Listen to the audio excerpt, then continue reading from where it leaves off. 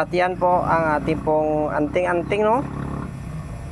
Yan po ay waterproof po yan.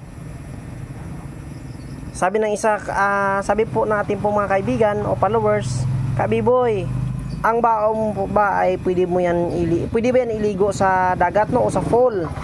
Pwede po, kasi ang ating pong gamit ay waterproof po yan. Kita nyo po ay hindi po yan nalulunod, no, o mapapasokan ng tubig. Silyado po yan.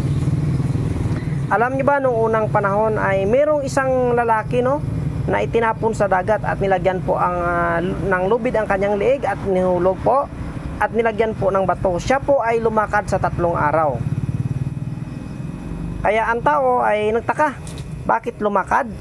At ang dasal po na nakuha sa kanyang baywang, ang mga patalastas na ito ay nabakabisa sapagkat iyan po ay pinagtibay ng mga papa. Kasi alam nyo ba, ang nilaglag po sa dagat ay isa po yung Santo Papa. Kaya yan po ay pinagtibay o nagtitestimony po ang mga Santo Papa. Kasi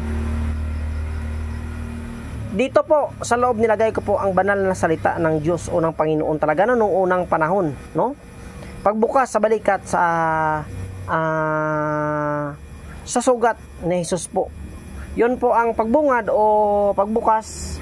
Yan po ang panalangin o sagrado po na dasal na kinuha po sa Santo Papa. Kaya ito bagay po sa mga seaman, no, sa mga dagat. Pag nalunod ang yung barko ay, no, sa kabiglaan siya po talaga ay lalakad ka sa ibabaw ng dagat, kasi ito po ay napaka-aprobado na noong unang panahon. Ang nilaglag sa dagat, isa po yung Santo Papa na hindi nila alam, no. Kaya ang Santo Papa na yun ay lumakad sa dagat ng 3 araw at hindi po nalunod. Kaya ang ating anting-anting ay pwede po yang basain. Kahit iligo mo yan, ay hindi po yan mapapasokan ng tubig, no. Yan, kasi yan ay waterproof po yan. Siyempre, at ito bagay po ito sa mga negosyante, sa mga alagad po ng batas, at saka mga sa nagbabiyahe, no, ng mga sasakyan, tricycle, single, o nagbabiyahe po. Yan. Kaya, no, sa interesado na mga pendant na yan, huwag sumulin. Mga pendant na yan, kasi 50% meron niya mga laman ng mga tiktite, no, mutya ng bulalakaw. Yan. Binabasag po ni Kabiboy. Wala pong mahal-mahal kay Kabiboy, no, pag si Kabiboy po ang naglagay po ng mga sangkap. Bato ara na puti at bato ara po na yelo, yan, oh, yan, yelo o tapol sa amin, dilaw. Kaya na, pakishare pa rin na ating video. Sa lahat po na nag-share na ating video ay magpaparapol po tayo, no. Yan, baka itong mga susunod po na mga linggo.